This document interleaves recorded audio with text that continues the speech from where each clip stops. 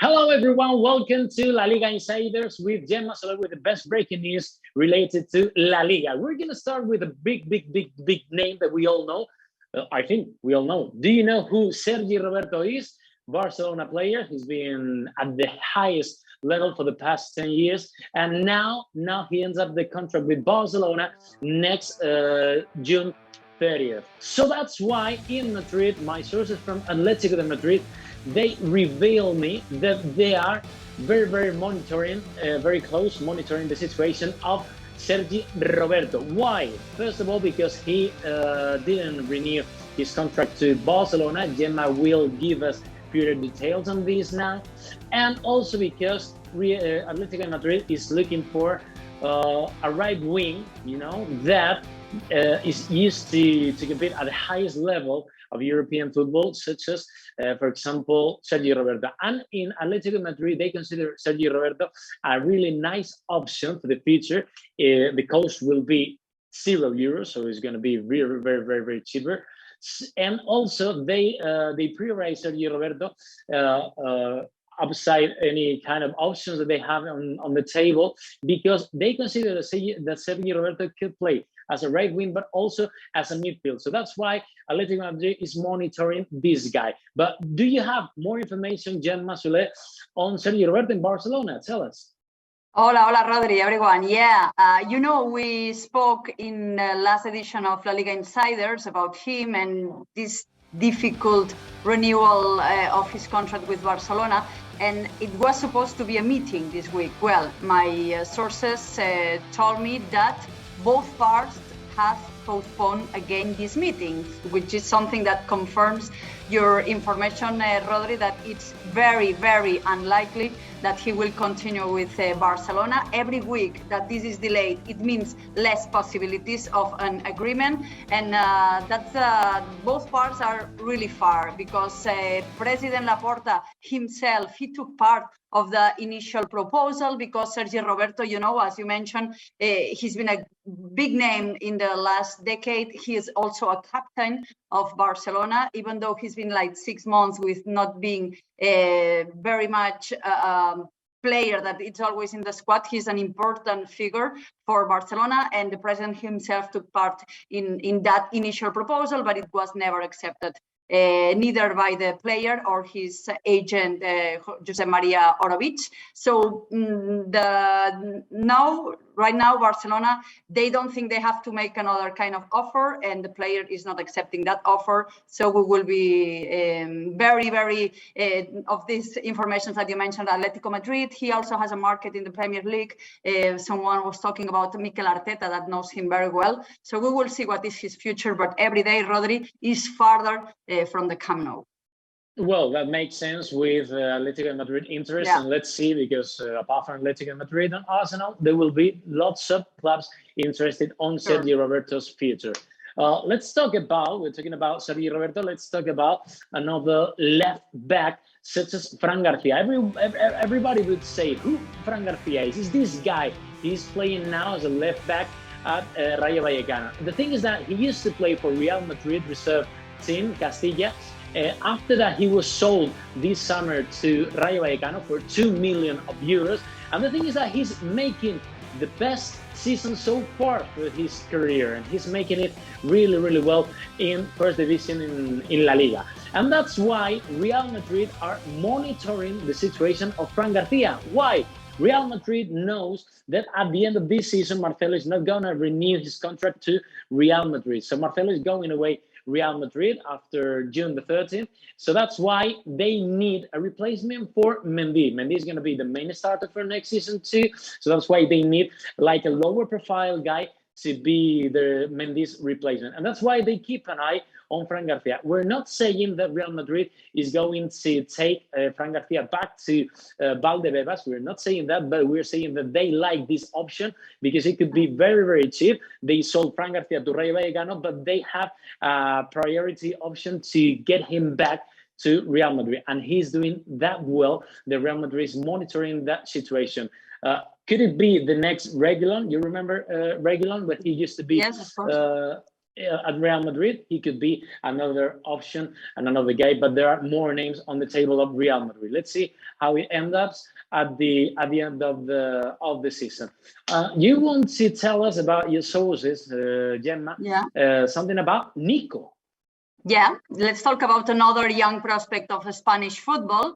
He's one of the best, actually, prospects from the Barca's academy, La Masia, and he was one of the best news at the beginning of this season for Barcelona, that everything was bad news.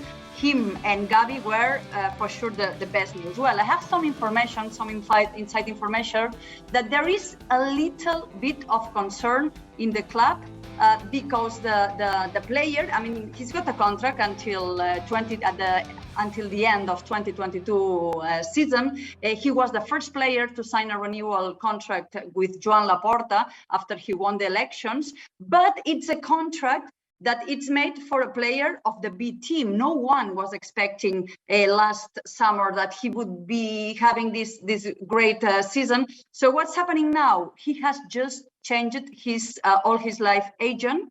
He switched to super agent Jorge Mendes. So there is just starting to be a little bit of concern in Barcelona. You know, they are facing these financial problems. They have this problem with the spending limit. So inside the club are thinking, okay, we really love this player. He's one of the academy. He has a great future ahead of him. But let's see if the arrival of Jorge Mendes doesn't make it more difficult for us to reach an agreement, because of course they need to arrange a little bit the contract that it was thought for a B team player, and he's every day now playing in the first team. Even it's true that he's having less a main role since Pedri is back, Busquets is in a great form, also Frankie de Jong. So he's not having many minutes, but of course Barcelona wants to keep this young promise. And from one young promise, it's Nico Gonzalez at Barca. We're going back to Real Madrid and talk about Eden Hazard. Eden Hazard, who's going to undergoing surgery by the end of the season. He's going to miss the next month and a half approximately. And the thing is that could cost, or that could get even more difficult, the loan that Real Madrid wants for Hazard to another team by the end of this season. The thing is that since Hazard arrived to Real Madrid, the things haven't gone that well, both parts expected, even the player and the club indeed. Hazard now at the moment is going to be injured for 1 month and a half, as we mentioned before. And the thing is that could conditionate quite a lot the next loan for Hazard, the next movement.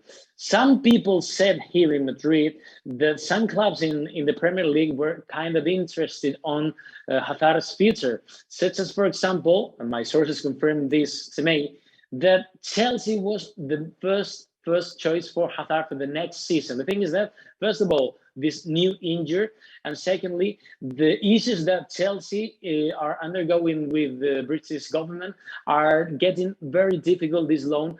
But let's see. That's why Real Madrid wants to wait till the end of the season and sit down with Hazard in June and see how the situation is. Firstly, to see how he is physically and if he recovers before the end of the season, and secondly, if he's able and open to go for a loan to Chelsea, who could be one of the main interests of the teams that are interested on his future. First of all, because he wants to get the sensations back that he used to have before Real Madrid, and secondly, to see if Chelsea, because it could be helping a lot to Real Madrid because of the salary cap for the next season, to try to get Mbappe and who knows if Haaland. And talking about the economical situation here in Madrid, let's see how is the economical situation in Barcelona for next transfer window, Gemma.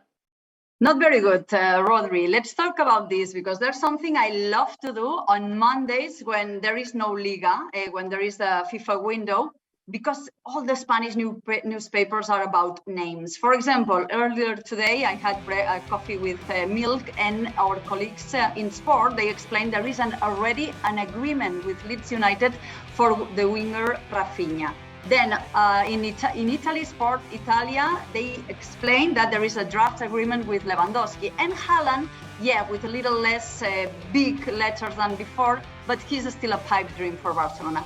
Well, Rodri, what my source literally explains to me, what they tell me is that we, meaning Barcelona, can do anything until we fix the spending limits problem. So, of course, they are tracing the market, seeing opportunities, players who end contracts and everything. And we will be listening to Lewandowski, to Haaland, to Rafinha, and many other names. But reality is harder than that. And right now, Barcelona are unable to register any player because you know, some weeks ago, the La Liga, there was a new figure for Barcelona. It was minus 144 million euros of the spending limit. So it's even worse than the start of the season. So that's the tough reality. So what they are managing right now is trying to work that numbers because they already have an agreement with Christiansen and Kessié, but they are unable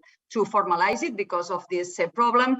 And how are they going to do it? It's very complicated, but they have a new sponsor, Spotify. They might be in agreement with CBC. They are trying to sell Barca Studios, and they are, of course, waiting for that vote in the UEFA's executive board on April the 7th, and to see what happens there with the new model of this so-called financial fair play rules. Rodri, we will see, but the situation is not like imagining next season Haaland, Lewandowski, all these glamorous names arriving here in Barcelona. Great report from Gemma in Barcelona. This is LaLiga Insider. See you next week. Like this video, turn the notifications on, and please subscribe and comment below if you like this. See ya. Bye.